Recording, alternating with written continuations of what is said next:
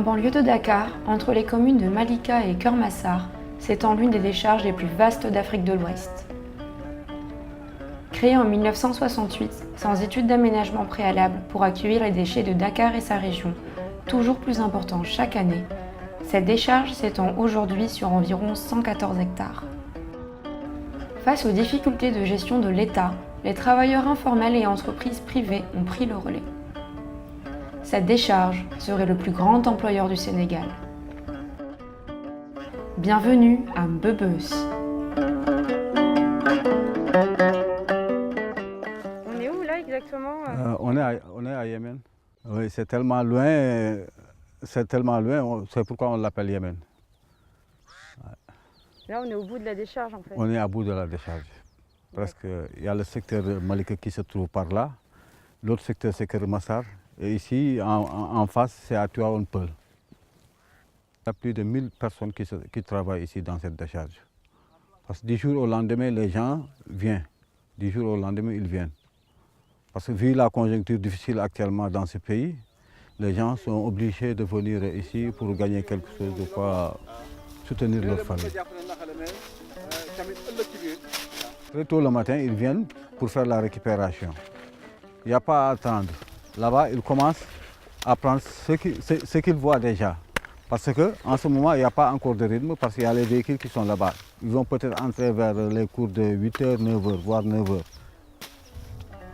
C'est TP. Il paie ça 50 francs. Ça, c'est sachet plastique. Il paie ça 75 kilos. 1 kilo, 75 francs. Moi, je dis 50 kilos, 60 kilos par jour. Je paie kilo 75 francs. Ça, kilo 200 francs. C'est l'aluminium ça. C'est aluminium, ok. Kilo 200 francs. Si toutefois il y a le rythme qui commence à la plateforme, eux, ils vont se rabattre là-bas à la plateforme pour récupérer tout jusqu'à presque 18h. Après, ils vont prendre une charrette pour aller faire les stocks dans leurs emplacements.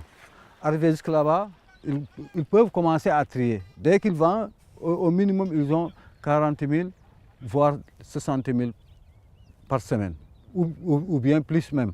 Parce qu'on dit souvent que cette décharge, on a l'habitude d'utiliser un terme. En Wolof, on dit que des jékki-jékki wasin. Di tic ou tac, ça peut accoucher, cette décharge. Par exemple, tu viens aujourd'hui, oui, tu commences à récupérer, tu fais comme ça. Tu peux trouver de l'or ou beaucoup d'argent, ou par exemple quelques matériaux qui ont de la valeur. Il y a un gosse qui a ramassé, il n'y a pas longtemps, il a ramassé de l'or. Mais heureusement qu'il a été réaliste parce qu'il a eu acheté une charrette. Il a eu acheté une charrette. Tu as vu? Ouais, yeah. Il a eu à acheter une charrette. Là, il travaille avec la charrette, par exemple. Il charge des bagages, après on lui paye. Donc, il y a une rentabilité.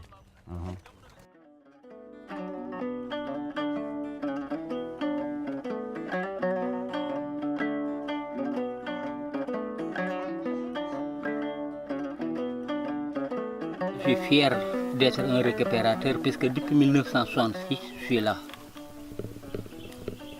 Depuis à l'âge de 11 ans que je suis là. Et je suis père de famille, marié 2 femmes, 12 gosses, 12 enfants et j'ai ma propre maison aussi. Donc, je suis fier d'être un récupérateur. Pourquoi vous êtes fier d'être un récupérateur? Oui, puisque je sais que j'ai gagné un pari. Vous avez gagné un pari? Oui, j'ai gagné un pari puisque tout le monde disait que la récupération, il n'y a que des voyous, il n'y a que des bandits. Et maintenant, je ne suis pas voyou, je ne suis pas bandit, je suis un citoyen sénégalais, fier d'être sénégalais, fier aussi d'être un récupérateur. Puisque pour moi, c'est un métier. C'est un métier, comme tout métier. Oui. Tout mon avenir, je l'ai fait dans la décharge. Et vous, depuis 1966, vous voyez que la situation les conditions de travail des récupérateurs s'améliore? Non, on n'était pas beaucoup on était une quantité de 200 à 300 personnes. Mais actuellement, vous voyez ici au décharge de Mbobos, nous sommes 2000 et quelques personnes. 2000 et quelques personnes. Autrefois, nous n'étions que 300.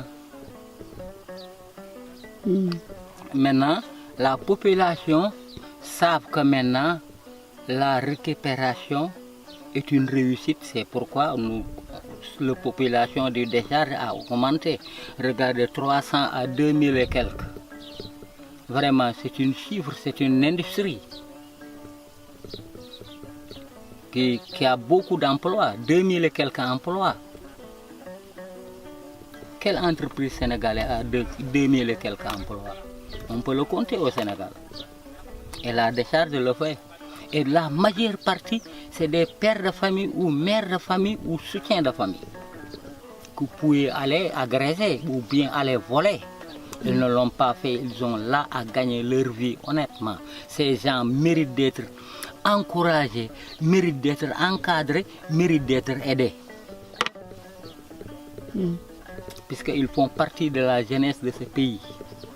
Nous avons une organisation ici, nous avons une association qui appelle Bokudjom, Association des récupérateurs et recycleurs de Mbobos. Nous sommes organisés pour ressembler et pour avoir une unité quoi. Et améliorer nos conditions de travail. Ça fait bientôt 17 ans, sinon beaucoup plus, que je travaille avec les récupérateurs de la décharge de Mbobos.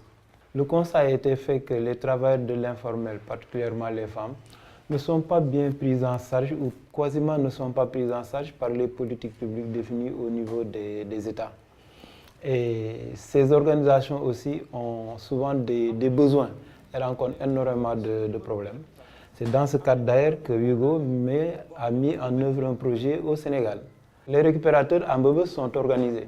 Ils ont mis en place une association dont les objectifs étaient de lutter contre la criminalité au niveau de la décharge, mais aussi de mieux prendre en charge leurs préoccupations, d'organiser leur travail, mais aussi améliorer leurs conditions de vie particulièrement. Ils se sont rendus compte qu'avec des accidents dans la décharge, ils étaient confrontés à des problèmes de santé et de maladie qui n'étaient pas résolus. Et souvent, ils ne pouvaient pas accéder à certains soins de santé. Ils n'avaient pas encore aussi des lieux de rencontre qui puissent vraiment leur permettre d'accueillir les partenaires et leurs collègues. C'est dans ce sens-là qu'ils ont pu négocier avec des partenaires qui ont pu trouver aux récupérateurs des espaces et construire un poste de santé, construire un siège pour un local pour l'association Bokudjom, qui a reçu aussi beaucoup de projets, parmi lesquels un accompagnement des enfants qui ont été retirés de la décharge. Ces 20 dernières années sont marquées par la fermeture progressive des décharges dans le monde, le méthane s'en échappant étant particulièrement nocif pour le réchauffement climatique. Le mécanisme de développement propre, établi dans le cadre du protocole de Kyoto, permet depuis 2005 d'obtenir des financements pour remplacer peu à peu les décharges par d'autres installations moins polluantes, comme des centres d'enfouissement technique et des centres de tri.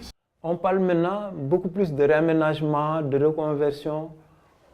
Rien n'est encore précis pour la décharge de Mbobos. Nous sommes dans un contexte particulier où Bokudjom est en discussion directe avec les autorités.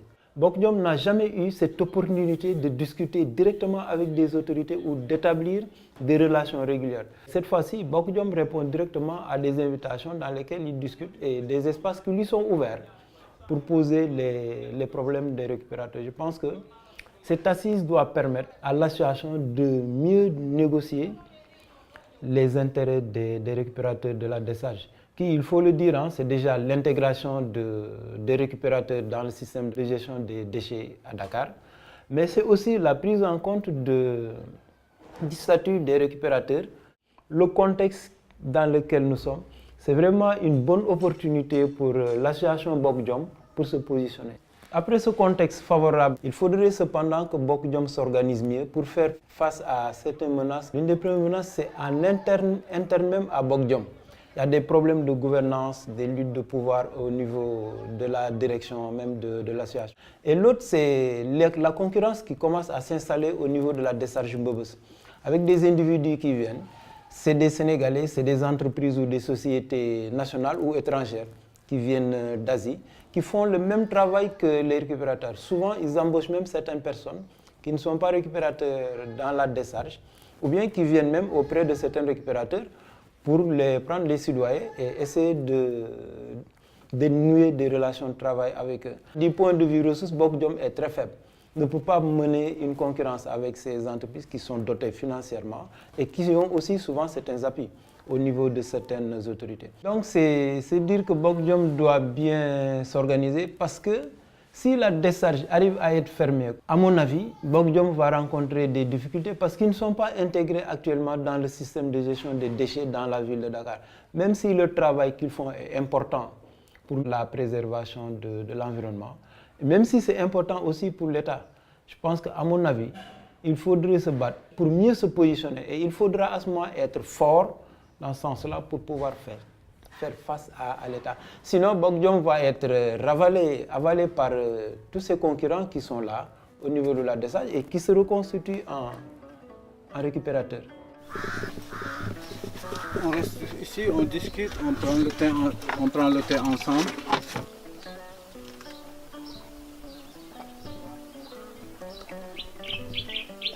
C'est la salle de repos. C'est la salle de repos. Les manquements à noter, c'est que dans le processus de fermeture de la décharge ou la reconversion de la décharge, vraiment, on ne peut pas avancer des idées palpables parce qu'on n'est pas au courant de tout. On n'a que des informations par-ci, par-là, l'État veut faire ça, veut faire ça. Tu penses qu'il y aura des lendemains meilleurs? Je le pense. Si toutefois que ça fera l'objet d'une discussion entre les récupérateurs et l'État. En fait, toi, ce que tu demandes, c'est de la transparence. C'est de la transparence. C'est que nous tous, nous devons être au même point d'égalité concernant surtout les informations. L'information doit arriver à la base. On doit savoir. Tout ce qui ne nous arrange pas, on pourra le dire avant de construire quoi que ce soit ici dans la décharge. Et pour l'instant, tu penses que ça se fait avec transparence? Non, franchement non. Il n'y a pas une transparence totale. Parce que certaines peuvent te donner certaines informations. Par exemple, moi qui vous parle, je suis secrétaire général de l'association des récupérateurs. Mais je n'ai pas grand-chose à dire à cela. Parce que je n'ai pas les vraies informations, je ne l'ai pas. Donc aussi, cela, c'est des inquiétudes. Actuellement, on doit travailler la main dans la main. Ouais. Il faut que la situation se retrouve autour de l'essentiel. Bokk Jom, ça veut dire avoir les mêmes vertus. Avoir les mêmes vertus. Ouais, être digne. Ouais. C'est ça, c'est ce que représente Bokk Jom.